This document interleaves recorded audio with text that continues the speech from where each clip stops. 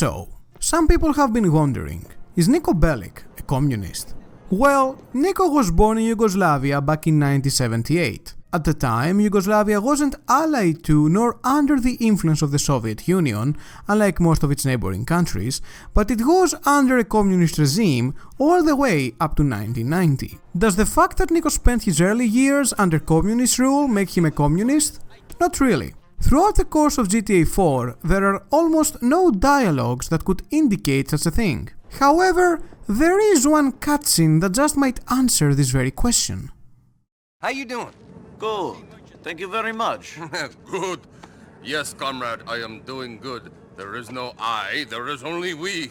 It is a glorious system, comrade. Excuse me? You're excused, comrade. You're excused. Now go and mind self for 50 years. Excuse me?